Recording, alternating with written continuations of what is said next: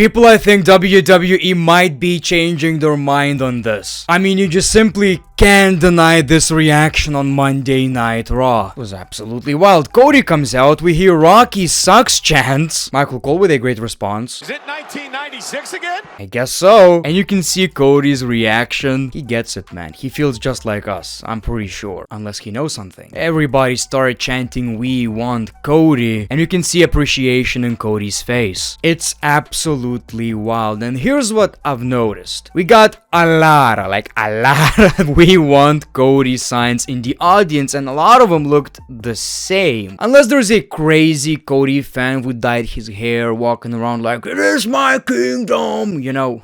Unless we got that and he printed hundreds of this sign. Unless that's the case, it seems like WWE gave these signs to the audience. Now what it's telling me is that WWE want this. They want this reaction. We even got a "Fire Dwayne" sign. Not a wrestler, not Dwayne Johnson, just the guy back in the truck. So here's what piqued my interest. We didn't get any answers from Cody. It seems like after this reaction, WWE changed it up, or maybe it was a plan all along. I'm not sure. What I'm trying to tell you is that during the segment, Cody didn't pick Seth Rollins. He didn't pick Roman either. We gotta wait till this press conference, I believe. It's also interesting how Michael Cole and Pat McAfee during the entire show talked about the controversy. Michael Cole even said, "I wanna see Cody finishing the story," and they empathized the fact that the match between Roman Reigns and The Rock is not official. Again, have no idea whether it was planned all along. Maybe The Rock changed his mind. Maybe he doesn't want to be the bad guy right here.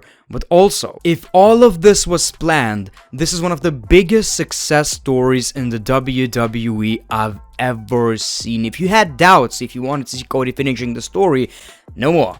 You want to see Cody finishing the story. Now, it doesn't explain a few things. Why did he give away the match to The Rock? I guess the explanation is he heard that touching promo from Seth Rollins. But still, we need more in my opinion. It still made Cody Rhodes look really, really stupid and like a pushover. Here's what could happen at the press conference. The Rock could simply say, "The people want to see Cody finishing the story, and that's what we're going to get, and he's going to be a special guest referee."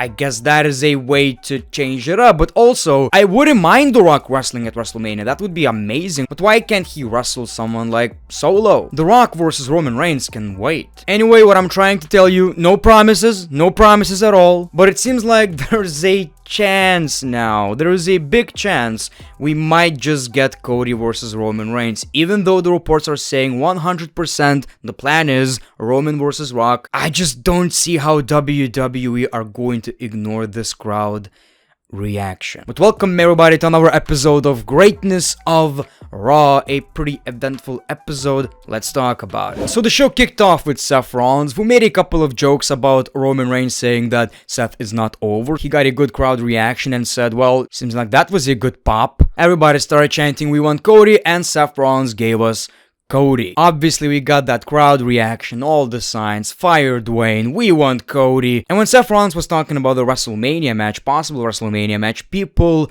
booed. Seth Rollins said, "I need this match more than you. You are the best, and I need to prove to myself that I can beat the best." And it's also interesting how when Seth Rollins said, "This is the most important championship in the WWE," people booed. Before Cody could say anything, Drew McIntyre interrupted. And of course, Drew McIntyre is manipulating these two, but he's actually spitting facts. He says, "Cody, this is your story, Cody. It's not the World Heavyweight Championship, Cody. It's the WWE Championship. You need to finish your story, Cody. Your dad would be disappointed. I should be facing Seth Rollins for the World Heavyweight Championship." He also said, "Seth, we both hate Punk, and I took him out. Take a look at this t-shirt." Absolute savage. Absolutely. I'm starting to like Drew McIntyre more and more every week. Then Drew McIntyre complimented Seth Rollins' WWE World Heavyweight Championship title reign before knocking him out. Of course, we got Cody versus Drew, and as you can imagine, Adam Pearce is pissed. You attacked an injured man, so if you get a smaller paycheck, don't be surprised. I'm starting to think that Adam Pearce is growing his balls back again. That's nice. What a segment, and again, they didn't confirm anything. They emphasize the fact that it's not official, and they keep teasing us, and if they keep teasing us now, how does it make any sense to still go with Rock versus Roman Reigns? if you're going to go with Rock versus Roman Reigns, you double down on it. You bring out Cody, and Cody says, I need this championship. This is Dusty's championship. I gotta take this championship more than I gotta take the other championship. But in these segments, all we saw from Cody is doubt. If this is a plan, if Cody is facing Roman Reigns, I gotta give it to the WWE if it's planned. This shit is interesting. It's wild. It's viral, right? It's working if it's a plan. Then we saw the WWE Tag Team Turmoil. Winner faces the SmackDown winning team to determine the number one contender. So another great match. You know, I've told you this many times that I don't like these matches where you gotta tag your opponents. But when you have these kind of tag teams, I guess I can let it slide because it's just a bunch of action, fun shit. You know, may not make a lot of sense, but at the end of the day, fun shit. And DIY actually won the match, so they're going to be facing Pete Dunne and Tyler Bate on SmackDown. Pretty good. Again, we've seen so many great tag teams on SmackDown, and it seems like Raw has to offer just about the same. Wild? I believe Triple H nailed every division in the WWE now. We got an Elimination Chamber match, qualifying match. Becky Lynch versus Shayna Baszler. So the winner goes to Elimination Chamber. Winner of Elimination Chamber faces Rhea Ripley at WrestleMania. Something like this was supposed to happen with Seth Rollins too, and CM Punk was supposed to win. Anyway, we'll cry later. So we got the match, and I was honestly surprised. So I thought these are the two women who are going to be in that match anyway, but it seems like it's not the case. So after a pretty entertaining match, Becky Lynch takes the W, so Shayna is out. Not a bad decision, I just thought we're going to see both of them. We see Liv Morgan, and she says, I'm coming for Rhea Ripley. Pretty much guaranteed that she's going to be in that Elimination Chamber match. Do you guys wanna see it? I just feel like Liv is great, but she's not really a credible opponent for Rhea at WrestleMania. Maybe she's facing Rhea at the pay-per-view, but seems like that is not happening. It's Nia Jax. Here's what happened. Rhea Ripley came out to the ring all angry. She's not here to talk about qualifying matches. She wants a one-on-one match against Nia Jax. We see Adam Pearce. Pearce says, fine, okay, you're going to face Nia for the championship at Elimination Chamber. So leave. He doesn't want to see another fight. While we see Nia Jax, and Nia Jax, unfortunately, sadly, heartbreakingly beats the shit out of Rhea Ripley. So, okay, Nia is booked strong. Like, if there's one thing I can say, well, I can say a few good things about Nia. Seems like I can. We saw a mixed tag team match. Akira Tozawa and Maxine Dupri versus Ivar and Valhalla. This was the biggest filler I've probably seen in a couple of months. So, yeah, I don't get Akira Tozawa. You know, this is the type of comedy I just don't understand in wrestling. Whatever the case may be.